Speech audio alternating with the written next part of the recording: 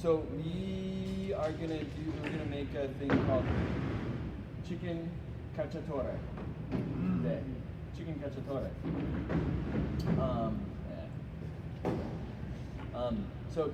Chicken cacciatore is chicken. What's the cacciatore part? Peppers. Ooh, you know. Salad that we made. Yes. No. That was a good thought.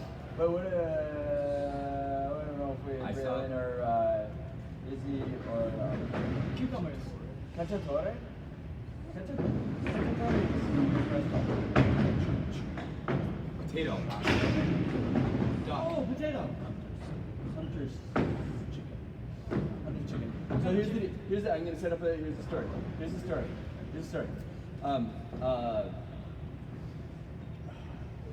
John Luigi is going in the woods and he's like, and he grabs his field chicken and he brings it home and he's like, Louisa, I got a bird. And then she's like, oh, a bird, we're gonna eat tonight, yeah? And he says, yes, but what shall we eat with it? He says, I don't know. Here's a pepper. Here's an onion. You always got to. No cucumbers. You never cook a cucumber. Isn't that how you make pickles? Yeah, I guess that's the only time Yeah, you I don't know. You can't. I don't know. You can. So anyway, but the story goes is chicken cacciatore is hunter kind of chicken. So you can you just take your bird and you roast it, and then the sausage is kind of like a quick type of thing that's just cooked, kind of like not stewed even, just like fried up vegetables that turn into kind of like a saucy mixture. And then you put that over pasta or potatoes. We're doing potatoes. And it's good. I tried to. Yeah. Oh, did you know? Yeah. The slightly unusual ingredient that we'll be using is capers. Capers are like tiny olives, but they don't taste a lot like olives. They have a very particular flavor. Yeah, it's different. It's just different. So that'll be kind of like your, if you know capers and you like them, great.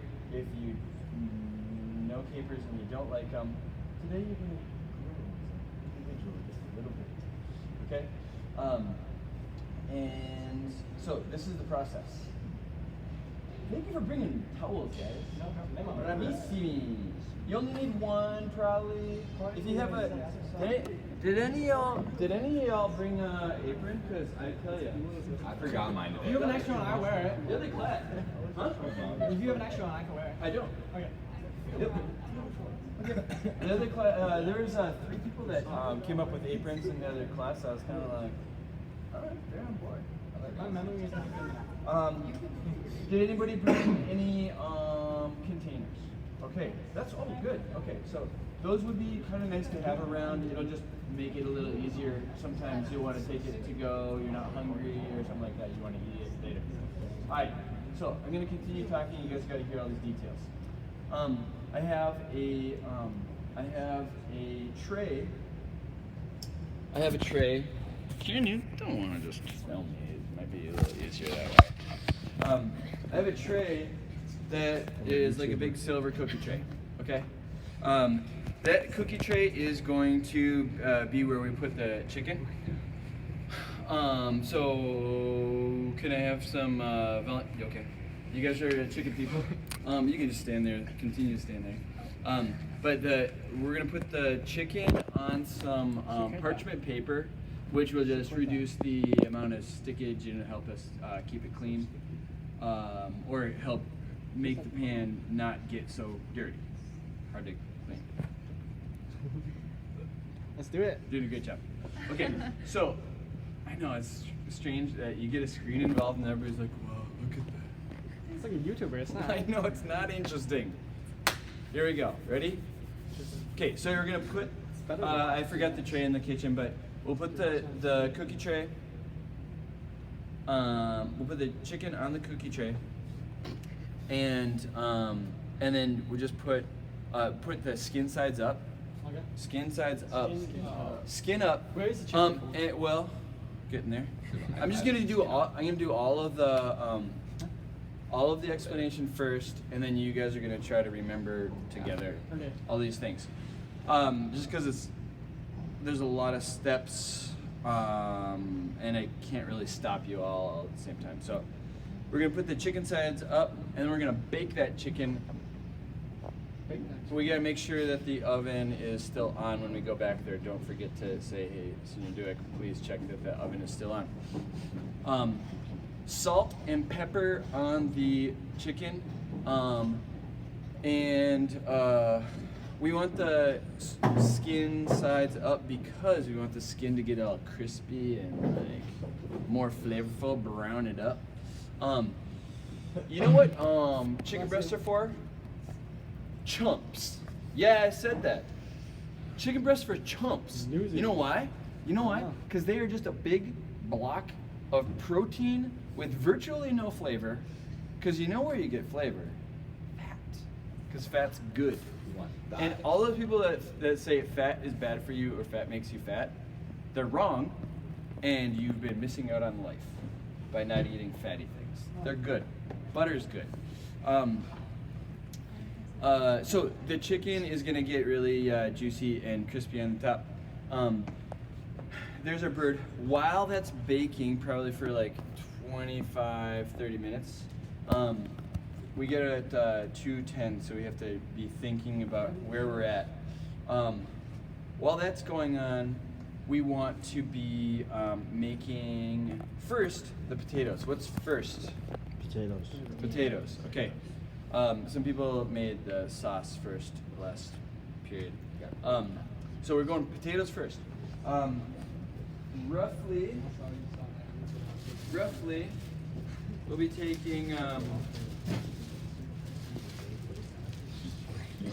like a potato around this size per person, and you know, if you could have a couple of these. We don't want a super ton, but this is plenty per person. And then we want it cut up so that the pieces are about this big around, you know, like maybe an inch and a half. They need to basically just cover the bottom of this with chunked potatoes. The potato, before you put the potatoes in here, put like a tablespoon and a half of butter in there. Get that melted, and then put your potatoes in.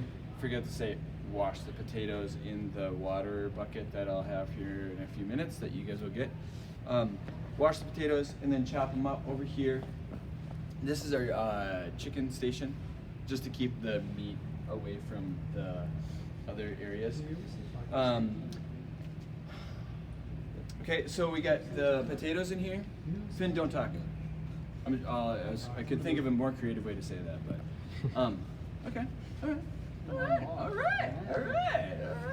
Okay, so you get your butter, melted potatoes over there, and then put a little douse of milk, you know, like some quanto basta. It just needs some moisture in there, and milk is good with potatoes. Think of what we're making as less fried potatoes and more like mashed potatoes, not mashed. It'll just be like mashed potatoes, but not mashed. So it'll be chunks of potatoes. That'll be nice for mashing on your bowl. Oh. Yeah. Chocolate. After you get all that stuff going in here, put the cover on, and shake it around so it actually mostly seals, because we want it to steam around. This has to be on pretty low heat so that we don't get a big burnt coating on there. Although, almost burnt coatings are flavorful. So we just don't want it to get like burnt. But we want those potatoes to be soft. You know they're done when you can take your spatula and just cut it in half pretty easily without much pressure. After that, we will, you can just dump your potatoes out in a bowl, and then we will take a little olive oil. Put a little olive oil down, and then the prepped vegetables that you guys made yesterday in the little bags, you can toss those in. I recommend putting a clove or two of garlic in there, however much you think. Quanto basta? Quanto basta? Quanto basta? I don't know. Quanto basta? However much is enough. This is a big clove. Anytime like recipes are kind of funny sometimes. A clove of garlic. Well, that's a clove of garlic. This is also a clove of garlic. This is triple the size of this. Yeah, however much is enough is the answer. And How do you like know? it? How do you know? You look at it. You remember last time you cooked it, and you taste it.